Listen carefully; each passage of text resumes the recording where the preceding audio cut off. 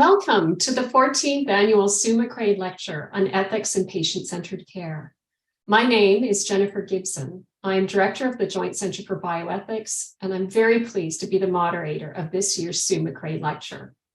Our speaker today is Dr. Sophie Soklaridis, and her presentation is entitled Partnering Equitably in Mental Health Research and Education, New Possibilities and Pathways with Patients and Families. To begin today's gathering in a good way, I would like to acknowledge this land on which the University of Toronto operates. For thousands of years, it has been the traditional land of the Huron-Wendat, the Seneca, and most recently, the Mississaugas of the Credit River. Today, this meeting place is still home to many Indigenous people from across Turtle Island, and we are grateful to have the opportunity to work on this land. The Sue MacRae Lecture on Ethics and Patient-Centered Care aims to explore the felt ethical experience of those who are sick or unwell, perhaps in the relationship to themselves, family members, caregivers, and/or the systems within which they find themselves. The goal is to understand how patient-centered or relationship-centered frameworks and best practices, inclusive of patient and/or family perspectives, can help illuminate and address common bioethical problems. Sue MacRae played an integral leadership role in all aspects of the Joint Center for Bioethics mission as its Deputy Director from 2001 to 2007. She is and has been a champion of patient-centered ethics, an innovator in building ethics capacity, and a leader in bioethics scholarship and education. Sue was instrumental in creating a strong community of practice at the Joint Center for Bioethics and played a key role nationally as the president of the Canadian Bioethics Society. We are especially honored today that Sue MacRae has joined us. She has graciously agreed to say a few words about this important lecture. Sue, welcome and welcome back. Thank you for joining us. Thank you, Jen, and hello, everyone. And yes, welcome to the Joint Center for Bioethics 14th Annual Lecture on Ethics and Patient-Centered Care. I am so grateful for this lecture that continues to focus on this crucial intersection of work that is near and dear to my heart. Over the past 16 years, this lecture has allowed a platform for patients, family members, clinicians, policymakers, bioethicists, and academics who value the inspired goal of patient-engaged healthcare quality. Together here, we have discussed topics on values-based practice, trauma-informed care, family-centered care, patient advocacy, the therapeutic relationship, the lived experience of those facing medical complexity, diagnostic uncertainty and disability, the ethical considerations of aging, the care of the dying, and the palliative care equity, to name a few. Our esteemed speakers for this series have allowed us to hear hidden voices, quiet voices, voices that often don't have a stage, ordinary voices, unique voices, and our own voices as patients, this voice that truly we all share together eventually. The question that all of these speakers are reflecting on in their unique ways is, what would it be like to build an ethical, patient-centered, high-quality healthcare system based on real dialogue, which includes listening to the difficult, complex, and challenging realities of those who receive care and those who care for them. Today, our speaker will bring in yet another dimension to this conversation, how to do that work internally within complex systems. It is my understanding that Dr. Sophie Soklaridis will discuss patient partnering and relationship-centered care and discuss some of the challenges of doing this in hospital and university environments. This topic could not be more aligned with this lecture or with the University of Toronto's Joint Center for Bioethics, who has committed to system change as engaged insider ethical collaborators and disruptors since its inception. From my own experience, this work of seeking change of heart and mind and humanness within large institutional frames is no easy feat. So I very much look forward to hearing from our speaker today. So with those few words, thank you in advance to our speaker for what I know will be a wonderful lecture, to Jennifer Gibson and the Joint Center for Bioethics for hosting this lecture, and a shout out to Terry for all the logistics, and to all of you for attending today. It is my sincere hope you will find helpful information that will allow all of you to return to your life more grounded in the values of ethics and patient-centered care. Back to you, Jen. Thank you so much, Sue. The Joint Center for Bioethics seminar series in today's lecture provides a forum, as Sue spoke about, for exploring bioethical issues in contemporary health systems and settings. It seeks ultimately to engage a range of topics and speakers from a diversity of perspectives and to foster curiosity and understanding through respectful dialogue, particularly around complex and nuanced topics around which there may be different points of view. The format of today's lecture is a presentation by Dr. Soklaridis, followed by a moderated discussion period. Please note that today's lecture is being recorded. You will be able to access it along with the other archived JCB seminars on the JCB's YouTube channel. During the discussion period, you are invited to pose a question through the YouTube chat function or send your question via email to jcb.ea@utoronto.ca. Questions will be grouped by theme and summarized to ensure as many questions may be addressed during our time together. And now it is my pleasure to introduce today's speaker. Dr. Sophie Soklaridis is a senior scientist at the Center for Addiction and Mental Health. She's an associate professor at the Department of Psychiatry and Department of Family and Community Medicine at the Temerity Faculty of Medicine at the University of Toronto, and is also a scientist at the Wilson Centre for Research and Education. She is the Canadian lead and a core faculty member at the Master of Health Sciences Education Program in Ethiopia through the Toronto Addis Ababa Academic Collaboration. Her research takes the critical sociological approach on the issues of power, identity, and relationships, with a scholarly focus on patients and clients as partners in research and mental health education, and on the influence of power and privilege in academic medicine. Sophie, on behalf of the JCB, welcome to today's lecture. Thank you so much for that lovely introduction. I will share my slide.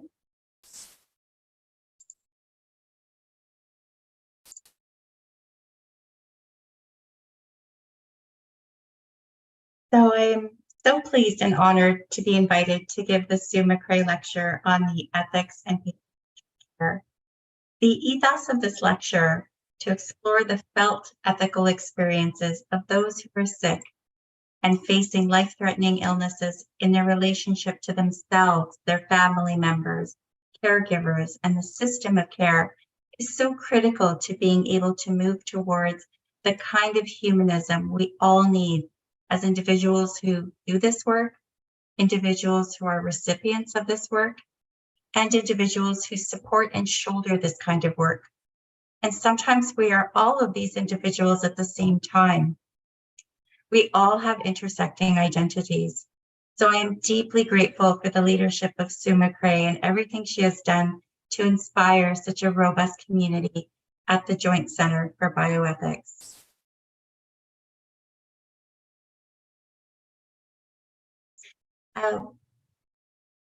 Jennifer Gibson already did a land acknowledgement, and to that I would just like to add that I acknowledge that many of today's attendees are joining from different territories, and we invite everyone to take a moment to reflect on and acknowledge the traditional lands that they are on. So I love to tell stories, and when I thought about what I would say today and the way that I would say it, I thought, what better way than to share some of my own story? And since I'm telling a story, I would just like to say a few things about language. I am using certain words and phrases like patient, service user, person with lived experience, just to name a few. And I recognize that language is consistently and constantly evolving to reflect changing societal values. The words we use can validate or erase people and identities.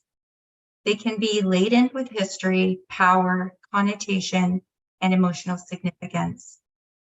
Accordingly, the relevance of particular terms and resources, even included in this lecture, may shift. And my hope is to provide a safe, sensitive, and respectful environment where we can be thoughtful about our choice of words. So, I have a background in critical sociology. Now, what does that mean? I learned about the various feminist theories, and I also learned about critical disability studies through my program, both in my master's and my PhD. And when I finished my PhD, I always thought I'd work in a dusty little university teaching area, and I'd be teaching something called medical sociology. But at that time, hospitals were actually looking for people like me. Contract positions, nothing full-time, mostly part-time, but they seemed to have this need to try and figure out a gap, this chasm between the doctor-patient relationship. At that time, there was a huge emphasis on that important relationship. And so they asked people like me who studied people and how they interact with society, systems, and each other to help them better understand how to bridge this gap. The hope for the outcome would be better patient care. So my approach to research in those very early days was pretty traditional. Even though I thought I was interested in looking at different ways of doing research, I believed that people with lived experience of their illness, diseases, or injuries had a very important role in research, but I still worked from the lens of the knower. Now, by that, I don't mean that I felt like I had more knowledge than my participants. I knew they were the experts in their experience, and I was asking them to share with me. But I was the one who designed the study. I constructed the interview guides. It might have been semi-structured, which provided space for participants to share their experiences broadly. But aside from my supervisor, who was also an academic, there was no consideration at that time for including the patient's voice in the conceptualization of the research or the creation of the tools used to collect the information, let alone the analysis of what we collected and whether or not it was even important to the patient. We didn't have the good people to help us build the good building. We needed a better design, but we still didn't fully know how to do this. So we mostly relied on the concept of patient-centered care. Although tremendous strides have been made in education and clinical practice, critics argue that we need to better incorporate relational, psychological, social, and spiritual with the biological dimensions of health and illness. And so the notion of patient-centered care was derived from the need to operationalize this bringing together of all of those aspects and dimensions. So the approach was divided basically into two things: the patient-centered process, which was the patient's wishes, concerns, and emotions, and the doctor-centered process, which is where information relevant to the patient's illness lay. And this biopsychosocial approach that was taught and is still taught in most medical schools still seems to fail, at least in part, to address the importance of relationship and personhood. And this is where relationship-centered care comes into play. Relationship-centered care in health provides an alternative framework to patient-centered care for understanding how relationships can influence healthcare experiences and outcomes. Relationship-centered care is founded on 4 principles. The first principle is personhood matters. We must remain aware of our own emotions, reactions, and biases, and monitor our behaviors in light of this awareness. Secondly, relationship-centered care believes that affect and emotion are important. Relationship-centered care challenges the notion of the detached concern. in which stepping back to maintain affect neutrality breaks the bond that holds people together. Relationships also do not occur in isolation. In the realm of healthcare, clinicians ought not to aim for a sort of Aristotelian friendship between unequals in which the physician remains expert. Rather, the participants are encouraged to develop a sort of Aristotelian friendship based on virtue, that is, wherein the two parties develop each other's character and assist in the attainment of moral virtue. This does not preclude that the patient's goals take priority. It simply acknowledges that the clinician also benefits in serving the patient. And the fourth is maintaining genuine relationships as being necessary for health and recovery and is morally valuable. So I probably don't need to tell this audience that moral relates to the beliefs about what is right and wrong, and value is something that has importance or usefulness. So genuine relationships are right, important, and useful. It tends to be true that humans are more morally committed to those with whom they have a personal relationship with. Yeah, relationships in healthcare. Who do we have relationships with? Relationships in healthcare include practitioner-patient, a practitioner with their colleagues, themselves, and their community, with a parallel and sometimes intersecting web of relationships that the patient has with their healthcare practitioner, family, colleagues, self, community. Now I'm going to go back to my story and tell you a bit about my process of moving towards relationship-centered care, which then led to the awareness and the importance of partnering equitably with people with lived experience of mental health and addictions for education and research. So there used to be no formal venue for doing relationship-centered care work. And so when I was applying for funding, I sometimes got lucky, but most of the time I dealt with a lot of rejection and failure.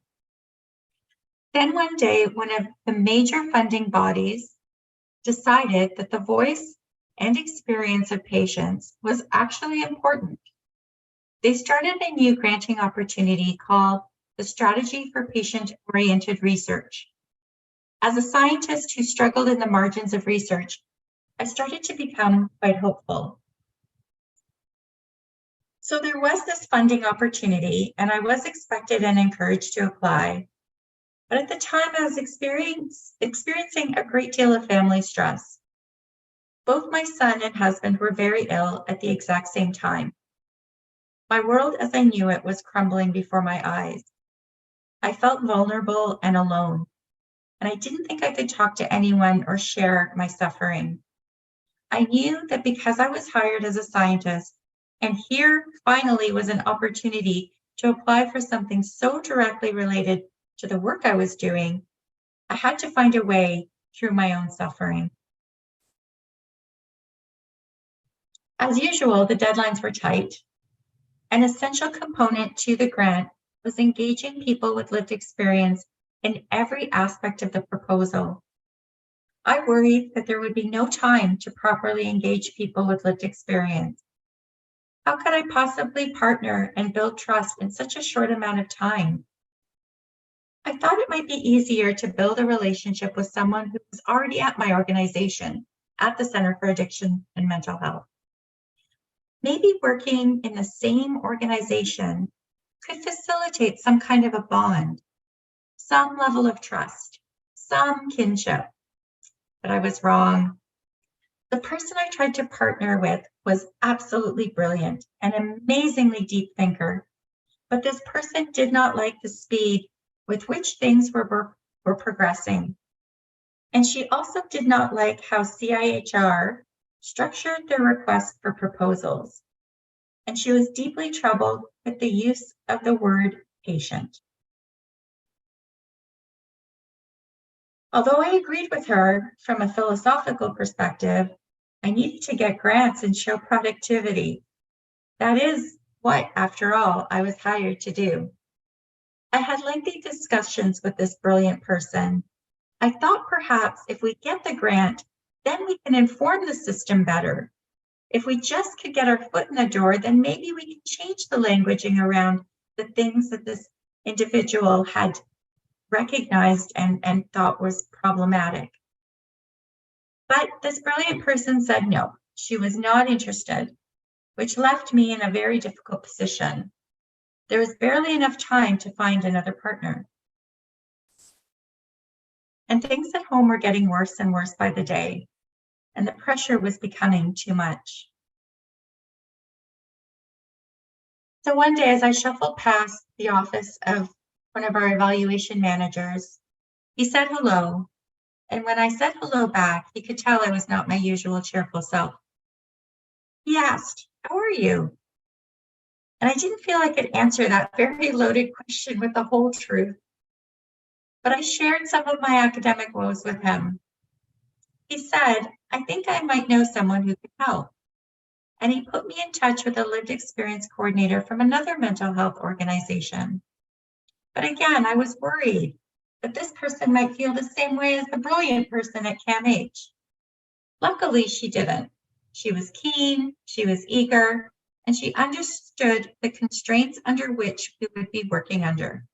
She accepted the challenge. A first draft was written in collaboration between researchers, health professionals, people with lived experience of mental health and addictions, and the varying intersecting identities that we all carry. And we got the grant. So our grant was entitled Our Recovery, Our Outcomes, co-producing an evaluation framework for recovery colleges.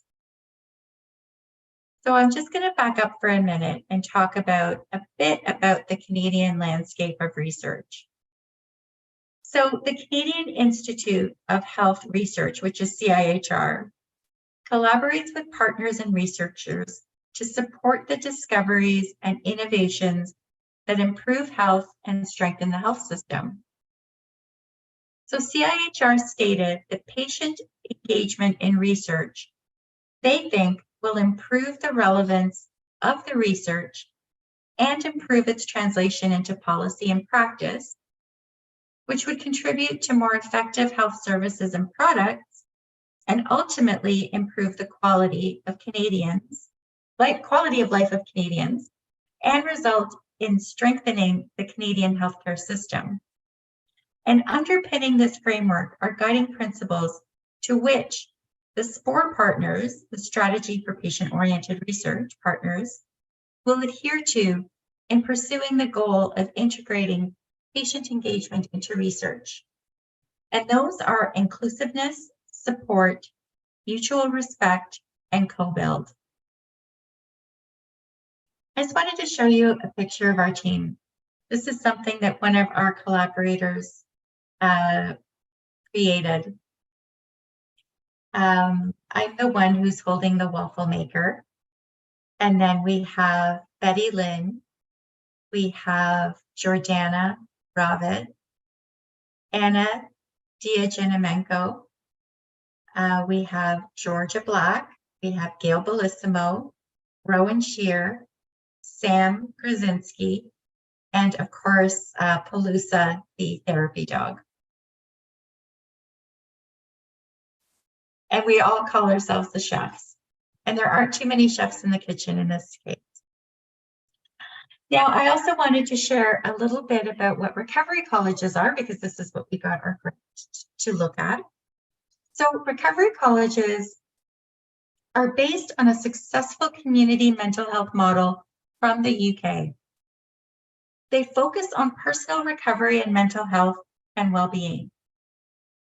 Recovery colleges are a new initiative aimed at people with mental illness to support their recovery and address these inequalities. Recovery colleges aim to provide educational opportunities on a range of topics that support positive mental well-being. Everyone has days where mentally they are not feeling so great. The Recovery College is about helping finding ways to live a purposeful and meaningful life despite the presence of mental distress, no matter how frequent or how severe. They offer courses on self-discovery, skills development, leisure and wellness, vocational support, learning about mental health treatments and options, etc.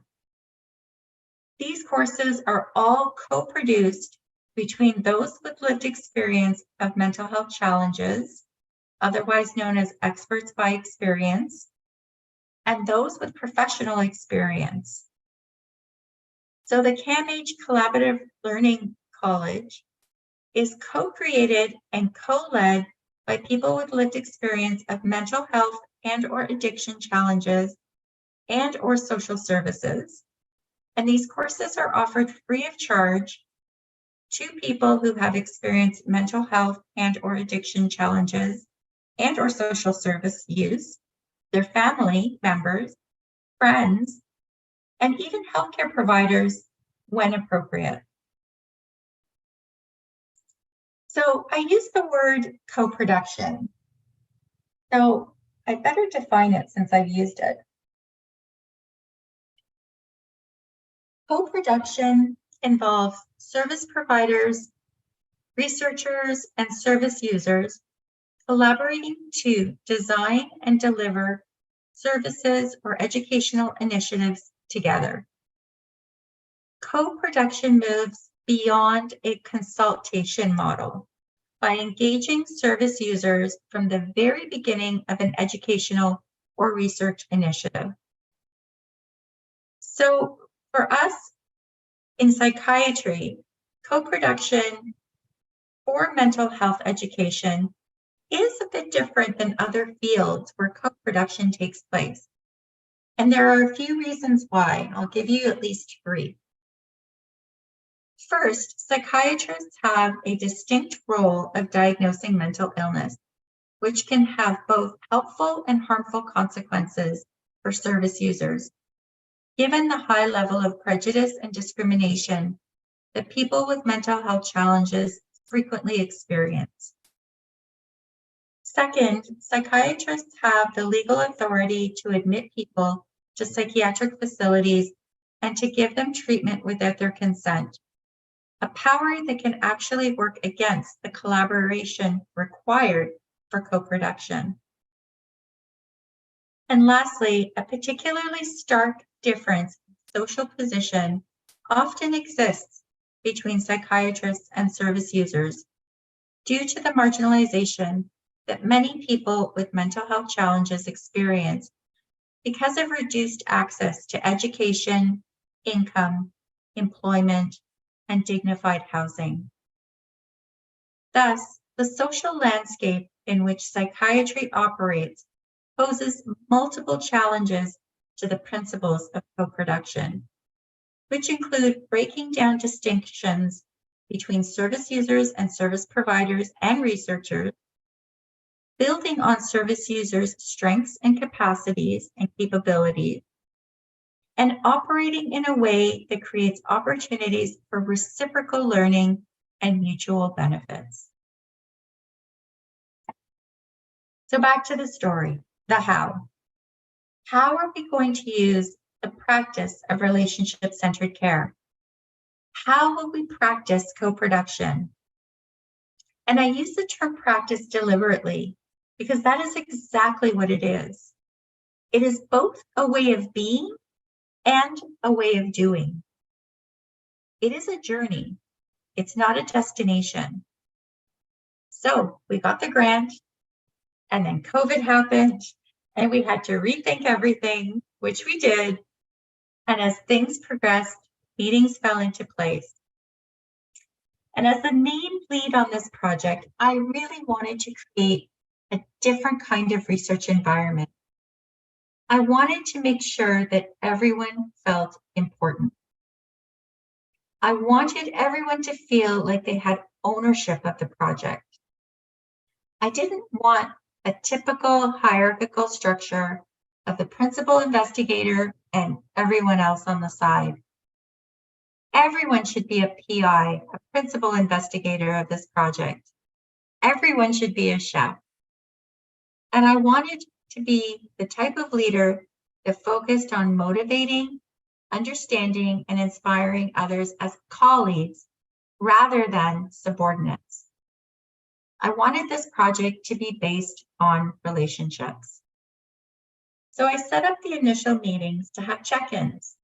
This helped the team to start to feel more comfortable with one another.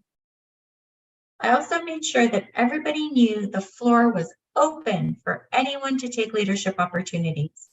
I did not have to take the lead on everything. In fact, I preferred not to. And there would be support as needed for people who were interested in taking leadership in parts of the project work. And as we matured, our team organically started to add things to our team meetings, like debriefs, educational sessions, and other learning opportunities. And the goal of every meeting was that whatever we did together, we actually did together. Everything had to be co-designed. Everything had to be co-produced. When you engage in the work of co-production, you need to roll with whatever comes your way. And our group prioritized health and well-being, which meant people came in and out of the project work when they needed to. This was the expectation. The project would continue, but it would not have the same concept of time, the more linear concept of time that is expected in more traditional approaches to research.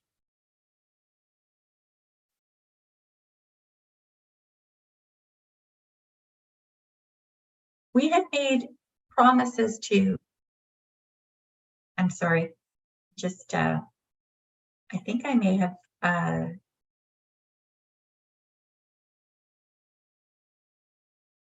here's the slide that I was looking at, I'm sorry. We had made promised outcomes to the funder. We had promised at least 2 publications. At the time, I wasn't sure any actual publications would come out of our work.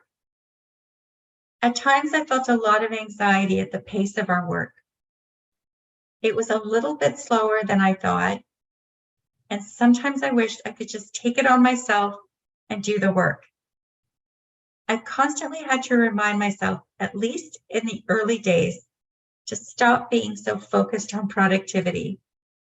If we were truly to live by our values, then that could not be a priority. And sometimes I wondered what the VP of Research would think of this philosophical positioning.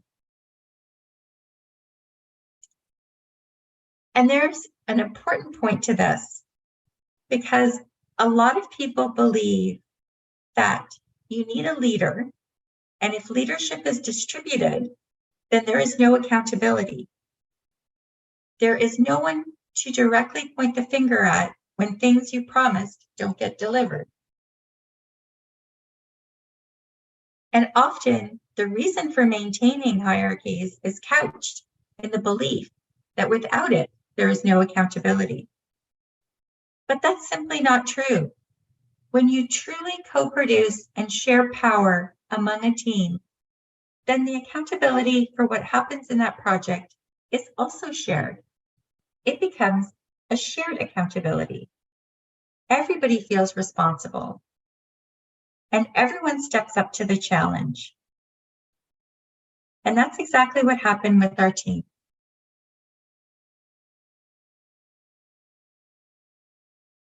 We had a shared accountability.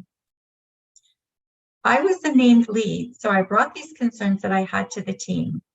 I shared my fears of not meeting our deliverables and what that might mean for now and for the future. If we ever wanted to apply for more funding, we would need to consider that we would have to deliver what we promised to the funder. And then that's when something beautiful and wonderful happened. When I shared my fears, we all came up with a plan on how to meet those expectations. And that's why sharing power creates a shared accountability. Now, we can't talk about power and partnering equitably without talking about power. So power and power dynamics seem to be easier to recognize than to define. Power can be a form of control. So A has control over B to the extent that A can get B to do something that B would not normally do. Power can be described as the ability to bring about change. So power can be the ability to act or not to act. Power can be a form of interpersonal influence based on things like expertise, information, and positions. And when you think about power, you also have to think about power dynamics. There is not one place or person where power emerges from, but rather it is constructed between people and continues to exist as long as these people stay together. The interaction of power between people can be understood as a power process, an unstable network of practices that spreads throughout society and may exist within workplaces, institutions, or other places where people come together. The term power dynamic describes how power impacts the interaction of two or more people or groups. Power and power dynamics are actually essentially neutral, not necessarily negative, and its manifestation and impact may be constructive or non-constructive. So for example, the ability of a parent to influence their toddler's action can help keep them out of harm's way. It's just an example of power. Research has shown that the impact of power dynamics between higher status and lower status individuals may be moderated by psychological safety and perceived connectiveness. Psychological safety is the extent to which people view the work or learning environment as being conducive to interpersonal risk-taking, such as expressing yourself or asking for help without fear of negative consequences. It has been shown that an unconstructive manifestation of power dynamics can be overcome with high psychological safety, even in environments and contexts with strong hierarchies, kind of like our hospital and academic institutions. Psychological safety is an environment that encourages, recognizes, and rewards individuals for their contributions and ideas by making individuals feel safe when taking interpersonal risks. So, back to our story. What does psychological safety look like? Well, our research team, it meant that part of our well-being included taking time away from traditional academic work to do something creative. So I'll give you an example. We entered a photo contest at CAMH, and we won a $40 pizza gift certificate. The winning of the gift certificate also coincided with our 100th meeting. So we decided to have a little get-together. At the get-together, our homework was to write a creative piece that encompassed what it has been like to work on this project together. And so I wanted to share a poem that one of our team members, Georgia Black, wrote, and I'll read it to you right now. Once, not so long ago, when a plague had swept the land, a group of people came together as part of a tri-council grant. Connecting with tiny squares on a screen, the world felt pretty tragic, But through it all, the team planted seeds that would bloom into this group's magic. The start was slow and hesitant. The course felt a little unsure, but through checking in and checking out, the team felt more secure. As time went on, the team made space for multi-directional learning. Through highlighting everyone's unique expertise, the wheels definitely started turning. First port of call, a scoping review. Confidence felt all-consuming. But little by little, we worked together. Our productivity was booming. Then we moved on to interviews. We chartered joint decisions. And that is how it came to be that we got published with no revisions. Nothing's perfect, that is true. It's not easy to grapple with power. But by confronting the uncomfortable, this group has been allowed to flower. Over the years, the seeds have grown with patience, care, and time. Reaping back what we have sown, it's definitely been worth the climb. And while accolades and awards are nice, the recognition we've been paid, really the best outcome of all is the community we have made. Although our work will change and grow, this group will stay a reminder that the purpose really for all we do is to leave the world a wee bit kinder. So when I heard that poem, it brought tears to my eyes. And everyone had their own story, and we went around telling our poetry, stories, picture stories, and shared the ethos of what we were doing and why it felt so special. We were also very privileged to be able to work with a graphic designer who created this beautiful, rich picture of our process of co-production. And we called it our magic beans of co-production because really it was our magic bean. It may not necessarily be another group's way of working, but it really worked for us. And this is all of the aspects and things that we found important. And as you can see, there's a strong garden metaphor. We talked a lot about raccoons eating our tomatoes from our tomato gardens, and the squirrels cutting off the tulip bulbs just as they were ready to bloom. And so we thought it would be appropriate to have them as representatives of how we navigate challenges. We talked about how we intentionally shared power and how the relationships that we fostered and created needed tending to. And then we also had our sharing knowledge basket, where we had our academic publications, presentations, grant proposals, and as you'll see, relationship-centered practices, because that was what was very important to us.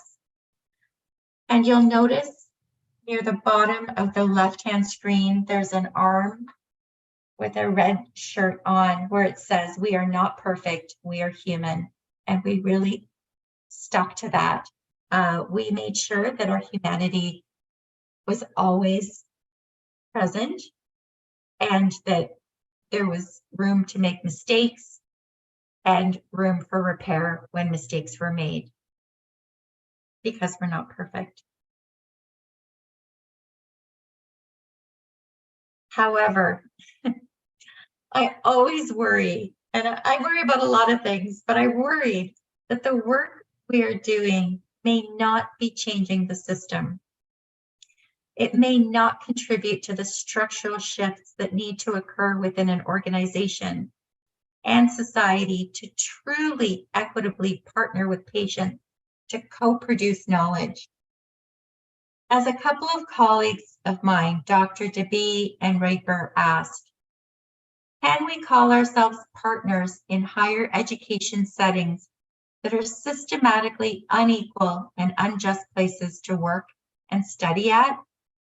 Are we doing more harm than good in creating assumptions that partnerships can or should be equal and authentic? I mean, we don't have an equal society. So we are not likely to have equal partnerships. Some critics of the concept of co-production and partnership believe what might be happening is the co-optation of knowledge.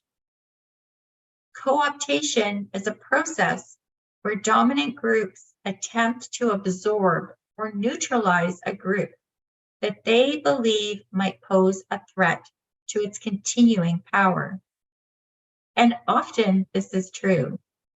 The work of inclusion and authentic engagement is not easy. So I thought a lot about my approach to this work, and I think the closest way that I can understand my approach is one of the tempered radical. So a tempered radical works within existing structures to challenge the status quo despite the perils of co-optation and complicity. So what does a tempered radical look like? So people like me who are committed to both my organization and to a cause that is at odds with my organization is what a tempered radical looks like and feels like. So my radicalism drives me to challenge the status quo, and my temperedness comes out in my relationship with power holders as I try to influence to affect change. So in this system, I have to run both hot and cold. Heat fuels change, cool shapes the action into viable and digestible forms.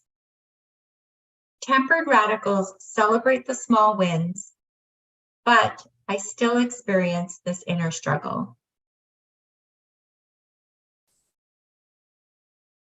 So, to be clear, on our research project, we grapple with power. We don't claim to overthrow it or solve it.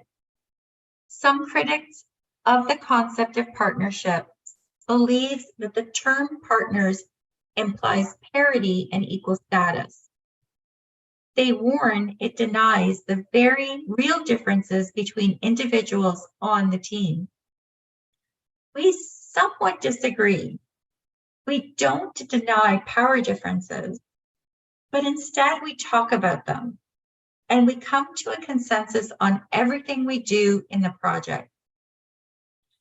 And we have created a team that relies more heavily on the knowledge of people with lived experience than those who are primarily there in their role as researchers. And we hope that this recalibration of the scales helps us to most authentically work together. So back to our story, where are we today? We have published 3 manuscripts. We have 2 more under consideration. One of our team members led a submission to the Lancet on the concept of saneism. She is one of the lived experience coordinators who works at the CAMH Collaborative Learning College. And if you asked her a year ago whether she could have imagined doing something like that, she would have said, no way. But the team supported her. It was submitted and we haven't heard back yet, so it's a positive sign that at least it's being considered.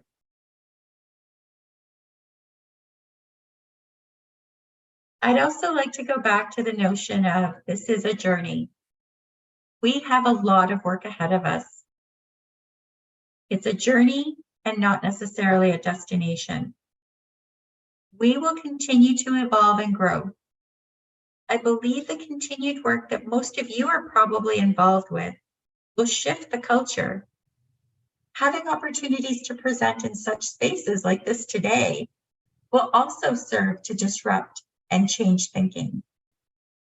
We can learn from the experiences and pedagogies of psychiatric survivors, people with disabilities, and Indigenous communities, as they have advocated for the recognition that their members hold legitimate knowledge and expertise that are valuable in their own right.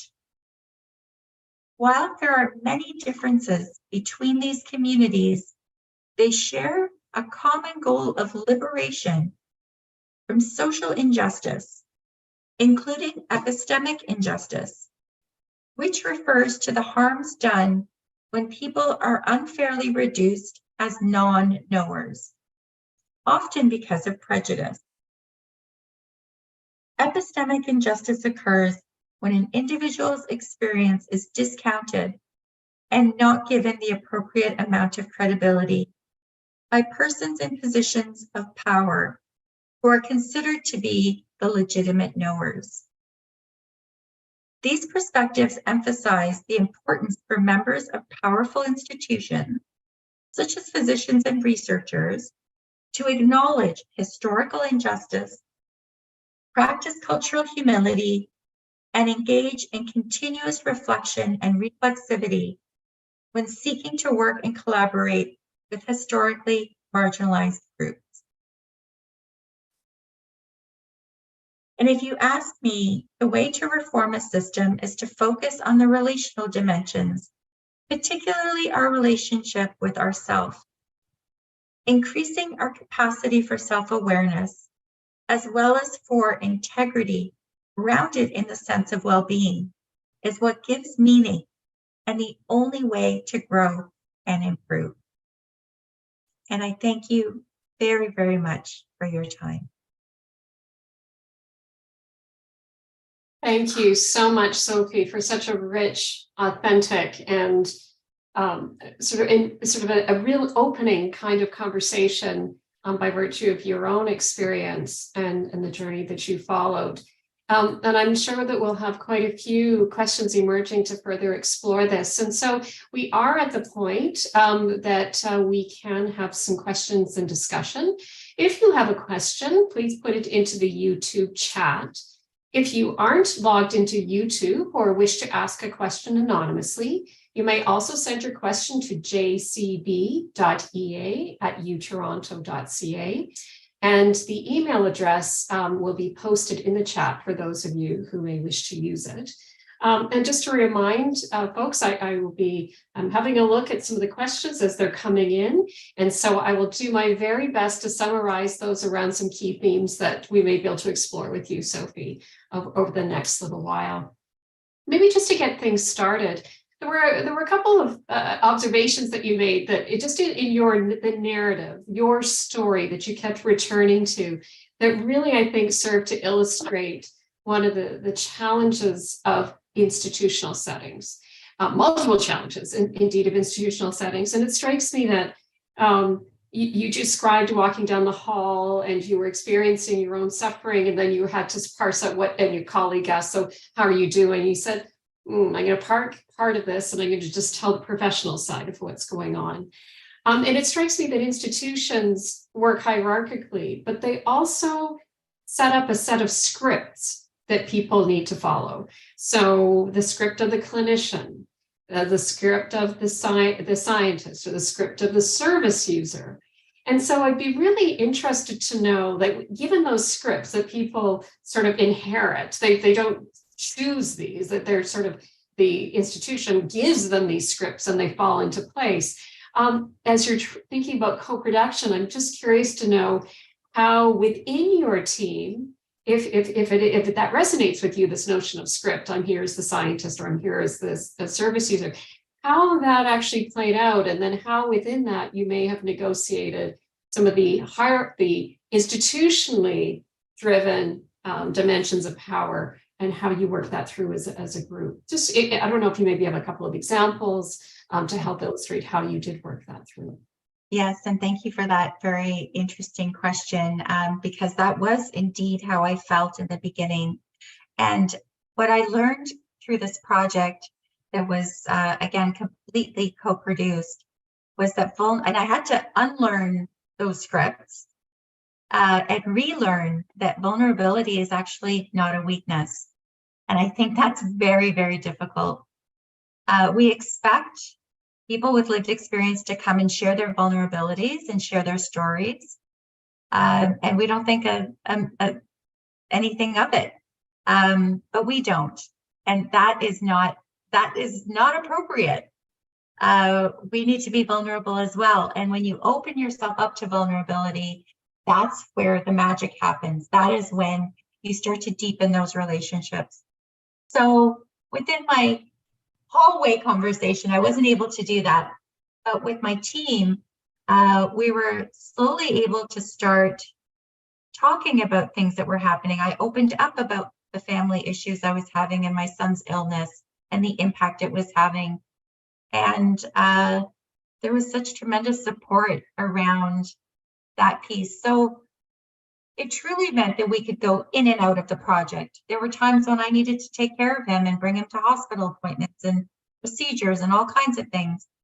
And there was, because we had such a distributed leadership function, it didn't matter that I wasn't there. Someone else was there to pick up and lead. We had 9 other people who could do it. So I think it is important to unlearn some of those scripts, although it's scary. It's scary, but if we expect certain people to be vulnerable, then we also have to be vulnerable in those situations and deepen those relationships.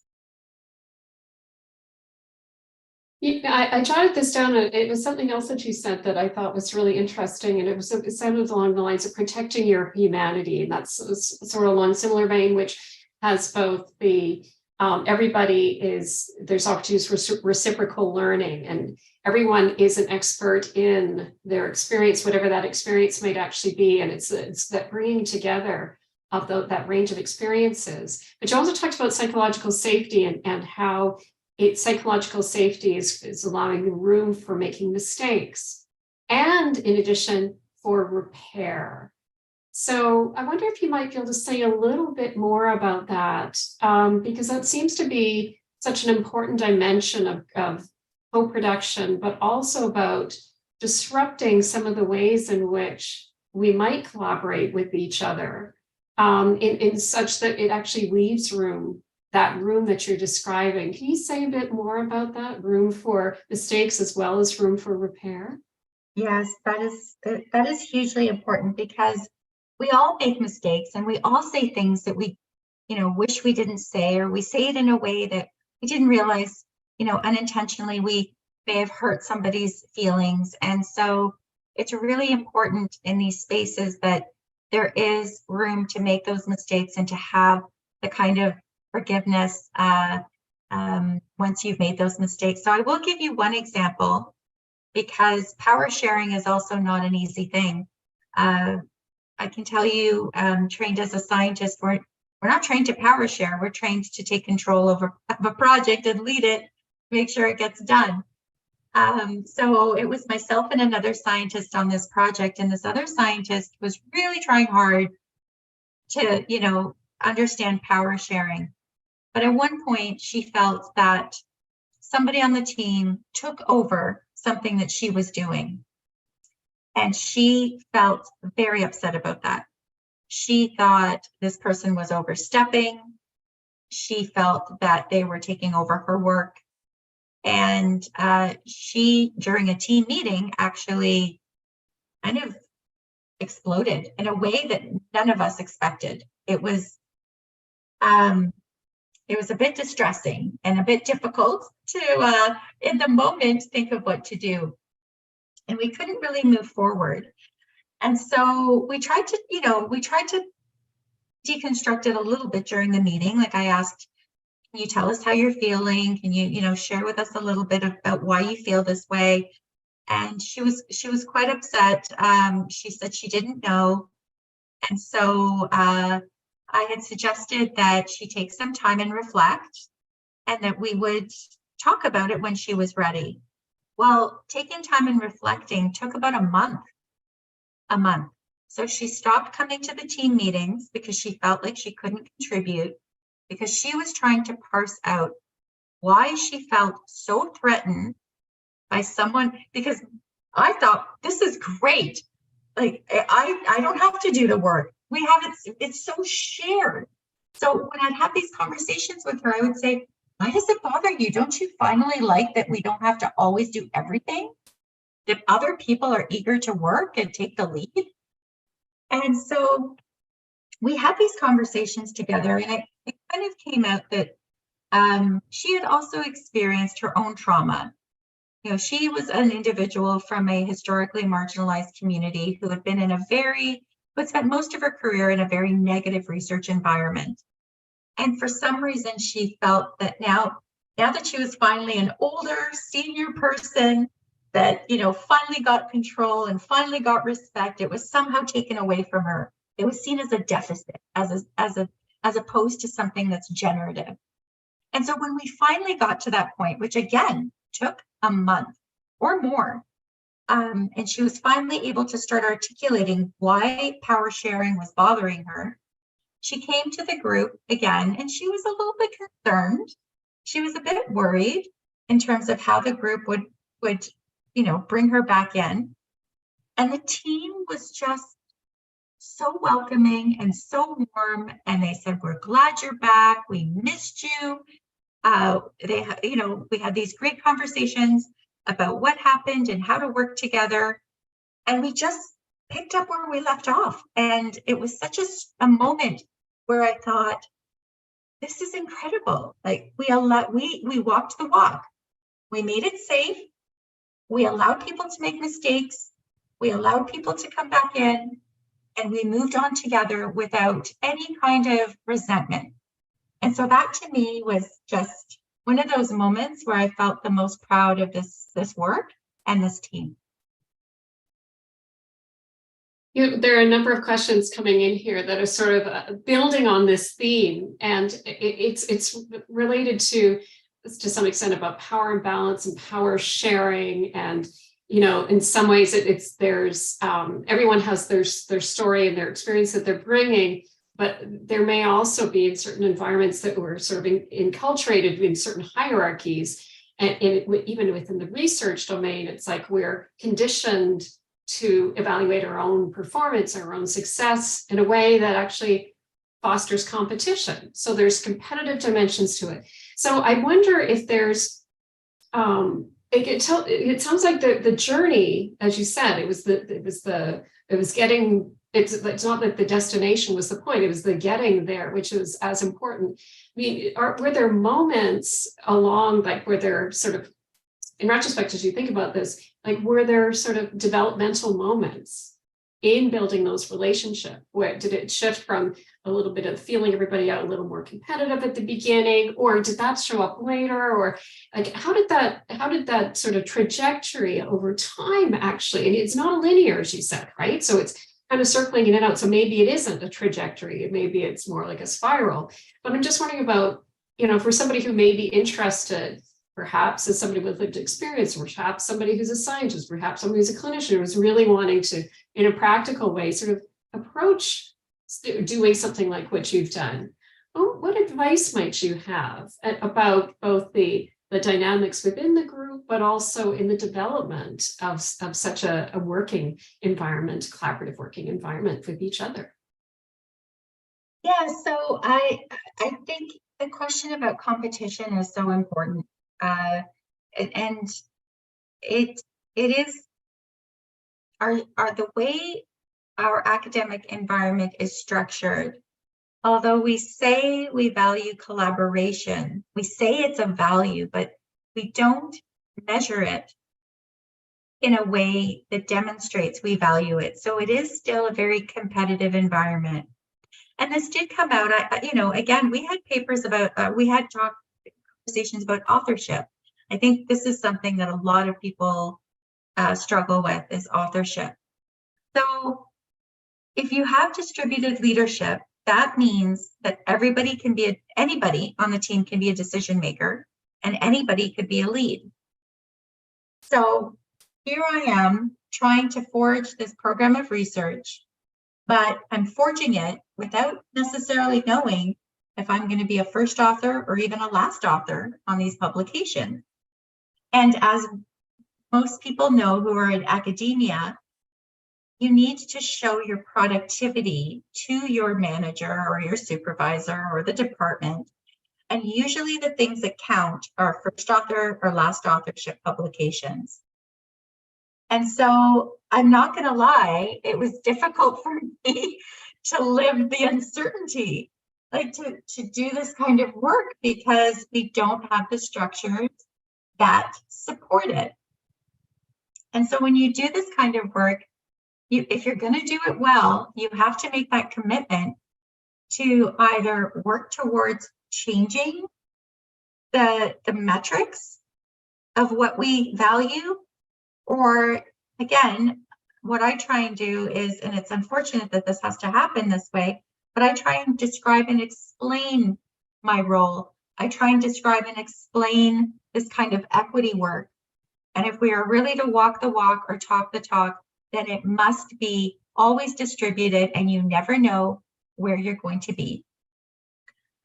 So those were some of the things that we found that we navigated. But again, not easy to navigate when you have the pressures of we had this beautiful bubble around us. You know, we had this research project and nobody could touch us. But then just one layer out, eventually, you know, things have to change in terms of what we value. Otherwise, this kind of disruptive work can't continue. So you describe yourself as a tempered radical, but it strikes me that everyone on your team was a disruptor in some way. So what would be if you, I don't know if you have some observations about the care, like say a little bit more about the team themselves, the individuals themselves, and some of the attributes that they had and their willingness to be boundary spanning or whatever, however you want, be disruptors together. What would their characteristics be? So, I mean, one of the, just sort of in the visual, one of the observations is that it looks like, you know, I'm just curious about the gender mix of that particular group. I mean, is that something that is just accidental, or is there something there? So just curious to know some of your thoughts about that. Yes, I mean, there's 8 women who I think maybe 6 of them identify as cisgender, and 1 cis male. And I do wonder whether or not this, you know, traditionally women are seen as more collaborative and men are more competitive. So I'm not sure if it's a gender thing that draws us to this work. I think there probably is a gender, a role that gender plays for sure. I think the people that are attracted to this work are people who have felt marginalized, unheard, and who have had to advocate strongly for things that they deserve to have. And I think that sometimes and you know, maybe again, this is a generalization, but sometimes I feel like women tend to do that for their family members, for themselves, not so much for themselves, but for others. I think that is what attracted this group together. I think it was this feeling of advocacy and their voices being heard. Yeah, so I think it's you know, I think there are folks who are listening in today and listening to your story, I think are quite intrigued by, and some probably have some experience doing similar type of work, or be really hopeful that they may be able to participate in such work at some point in the future. And I wanted to sort of ask you to put on your educator hat for a moment. You, of course, you're actively involved in the health sciences education work through TAC as well as locally. And it strikes me that, you know, we have next generations of researchers, next generations of clinicians coming through. And how within very slowly changing, if changing at all, institutional environments. So wonder about your thoughts about how we might be able to move sort of some of your experience, some of your shared experience, some of your thinking about what it would be a tempered radical in the context of health sciences education and the training of those who might be really inspired by equitable co-production, but don't know how to enact it, don't know how to participate in it, and are also working against a wave that is actually resistant to it.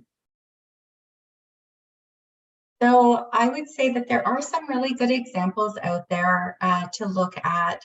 The things that have most inspired me are the notions of coming in to the work that you do almost as an invited guest and a well-behaved invited guest. So you're coming into this work from a place of not knowing, not necessarily knowing, and being open to learning and listening and supporting the individuals that you most want to help make an impact. So it's that invited guest persona that I think is important. I use that with my Addis work as well. When we go to teach in Addis Ababa, we don't come in thinking that our global north and our westernized views are the views, and here we are coming to teach you how to do things. We are invited guests. We ask them what is useful. We share with them information that we have, and we talk about the differences within, the global north and global south, and how they might implement some of these things, but not others. And so it's and how we learn from one another, and how we can start to implement things perhaps that might work in our environment from the learning that we have with one another. But it's definitely, I come into this work not being the expert, being the not knower, and being the one who I do have my expertise. Like if someone asks me how to do a qualitative research interview, I'll tell you, I can share that. But then there's context around that I don't know. And so I feel like, and that's taken me a long time too. And I think that's why I think one of the last slides I had is this notion of self-reflection and deep self-awareness is so important in this work, because you cannot have an ego and do this work. You really have to, and if you do have an ego, then you have to be able to at least question your ego and say, okay, why am I feeling this way? Why do I feel so threatened? Or why do I feel like, this is, disorienting to me? Because that's the only way to do this work equitably.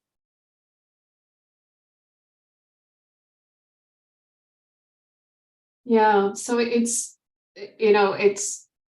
was a couple of strands that I'm thinking about here, and I am acknowledging too that joining us today are learners at various stages in their journey. And so, as a researcher, somebody who actually knows how institutions work, to be an invited guest is perhaps, there's humility involved with that, and genuine curiosity and openness and a desire to connect and with a shared sense of humanity, which you're able to do now, given where you are in your professional career. But if I'm a master's student starting off, or if I'm a PhD student as well, maybe it's a reflective question for us who actually create academic programs and supervise students. It's like, how can we actually support our learners, our colleagues, our junior colleagues to actually find their path if they're moving in the direction of sort of equitable co-productive work. But there's a power dynamic there as well. So they're vulnerable in a different sort of way. So I'm curious to know, is there a way that we might actually be able to explore transferring some of our thinking towards the next generation researcher, for example, who might, be able to be in a position to be able to welcome an invitation to collaborate in these particular sorts of ways? I think that's where the strength is coming from. I am so heartened by the master's students and the PhD students that I see that are coming through. I think they are actually having an easier time with notions of power sharing. I think they question things like the binary, is gender a binary, and all things that, when I was doing my program, gender was a binary. They're so much more open and inclusive about the way the world works that I do feel like we are in really good hands.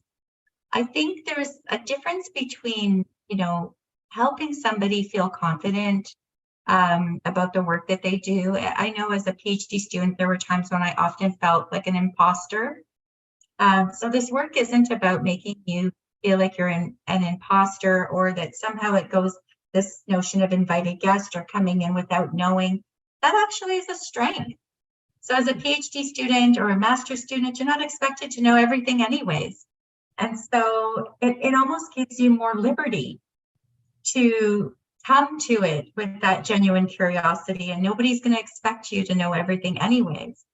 So I do feel like we're in very good hands with the next generation. I actually concur with you there. So it's great to hear your observations. Actually, I've got a question from Sue MacRae, actually, and I'm going to invite Sue to come on screen and ask your question directly. Sophie, thank you so much. What a powerful and enlightening talk today. Thank you very, very much for your words and your story. My question kind of dovetails on Jen's last question. Your last point around the relationship to self, that point you made about integrity and grounded well-being. As a psychotherapist, I find that so powerful, and it led me to wonder whether or not this kind of concept of the use of self is sort of more squarely set in the mental health climate in healthcare, in clinical work and academic work, right? And I wondered if you had any suggestions for other clinical settings that might want to adopt this kind of approach, this co-production approach, whether you would have other ideas for how to bring that piece around relationship to self into the co-production environment, or the co-production that hopefully people will be inspired to work with after this talk. So you bring up such a good point, and it just reminds me of the constant battle we have to include mental health as health. Like, there is such a stigma around mental health that it seems that it's always separate from physical health. And there is so much that our colleagues in physical health environments can actually learn from the way we teach. Self-reflection is exactly that. So I'm not sure. I mean, that's such a good question. I'm not sure how to make that transfer over,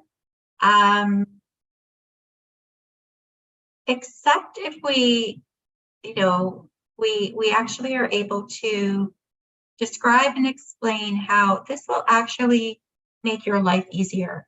Like it will, if you are actually more reflective and that you have that self-awareness, it will impact every relationship that you have in a positive way with whatever patient, whatever family member, whatever. You're on a bus and you're sitting next to someone. I mean, it is such an important way to actually create that peace inside your heart. That you're right. I sort of take for granted because I am in mental health. It is a big thing. But yeah, that's a really good question. Thank you. Thank you for I that. also want to say that, the idea that your team was coming together and doing poetry and sharing narrative and story.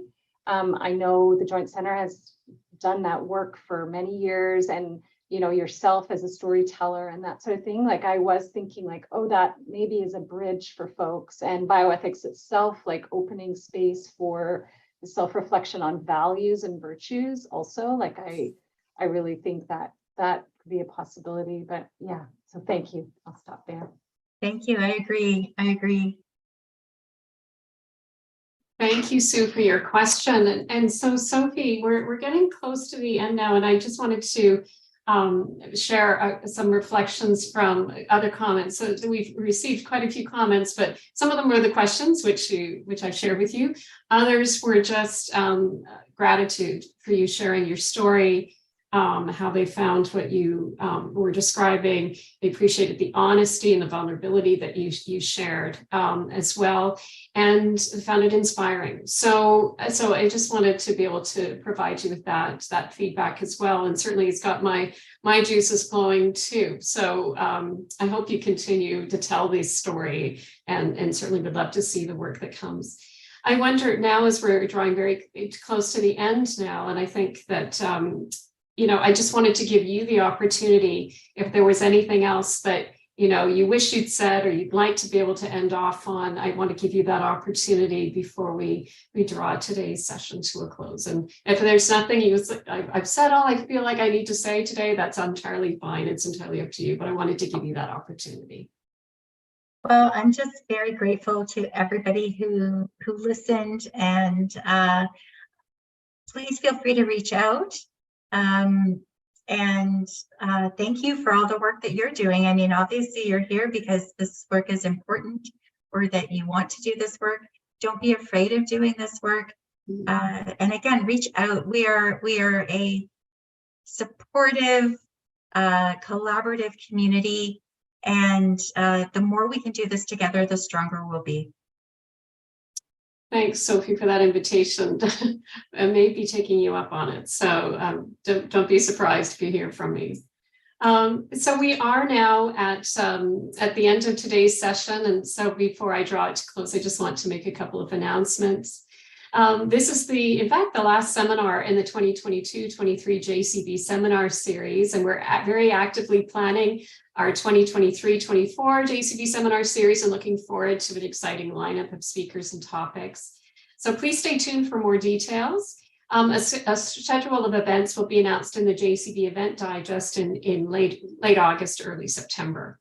If you haven't already, you can sign up to receive our weekly JCB or bi-weekly JCB events digest, a set of reminders. And all you need to do is to email jcb.info@utoronto.ca, and we'll get you onto the listserv. CSB students, cognitive specialization and bioethics students, if you're enrolled in the interdisciplinary seminar course, please remember to keep track of your attendance. And Sophie, on behalf of all of us, thank you for your presentation. Thank you for your inspiration, and thank you for sharing your story with us so that we can take this away. And it's a great space for us to do some of our own reflection. So we're very grateful for the time you spent with us. Thank you. Thank you for having me.